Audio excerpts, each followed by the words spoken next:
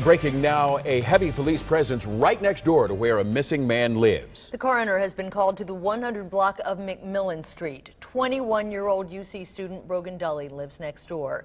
We begin our team coverage tonight with Amy Wattis. She is live with the latest. Amy? Well, Carol, I'll tell you what, this is a very large police presence here. A lot of top officials. I've seen the police chief, the coroner is here as well. If we want to take a look, you'll see the apartment building behind me in the 100 block of East McMillan. This is the apartment where missing UC student Brogan Dulle lives. A lot of people outside who live in the area wondering what's going on. They keep asking me what's going on, but I don't have a lot of details to give them just yet because police are just being very quiet about everything right now. Again, like I said, the coroner just showed up. They're looking into a building that is directly next door to the apartment where Brogan Dulle lives, investigating a body in there. Again, they are not telling us too much right now.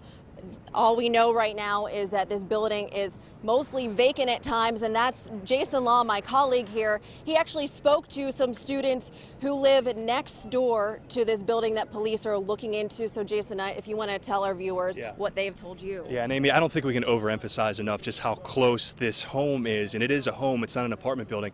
It's a home right next to where Brogan Dulle lives. So we're looking at, and Jeremy, if I can, our photographer, I'm going to have him zoom in again because really I want to show you, and I want to make sure this comes through the TV, just how close this building is that police are concentrating their energy on, their investigation on, to what was Brogan Dulle's apartment building. You're looking at 173 East McMillan Street, and just feet away to the left of that, lit up, is an apartment building where Brogan Dulle lives. This is 179.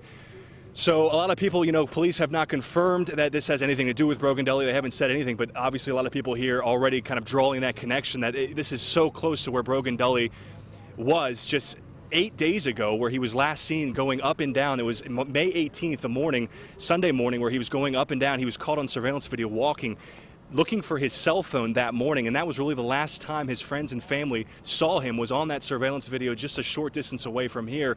So again, police not telling us very much at all, but again, just feet away from where Brogan Dulle's apartment is, they are looking at a body inside of this dark building, which I was told by college students who live nearby, it is actually vacant. They said mostly vacant.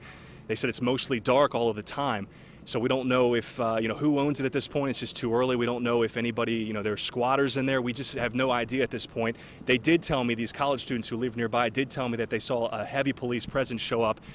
They said about 9 o'clock. It was getting dark, they said. So when I talked to them just after 10 o'clock, they said they'd been there for about an hour. So we're going on now 2 hours, Cincinnati police here on the scene, and there is an awful lot of investigators. Again, Amy mentioned the Hamilton County coroner on the scene looking at this body. Nobody has been, nothing has been brought out of the home that we can see at this point. It is very dark.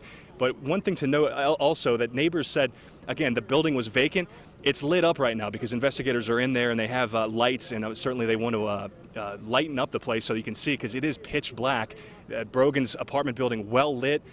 Very easy to see. However, this vacant building right next door to the right is almost pitch black from the outside, except for a few windows which are lit up where, again, all police are investigating. We're going to be here all night updating on the website and later in this newscast if anything develops. Again, we're waiting to hear from police. They said they're going to come over to this parking lot across the street on East McMillan where we're set up. They said they're going to come over and address us when they're ready. No real timetable for that, but we'll be here and we'll bring you the very latest on WCPO.com. And if it happens in the next couple minutes, we'll bring it to you live here on the air. For now, we're in Clifton. Jason Law, not on your side.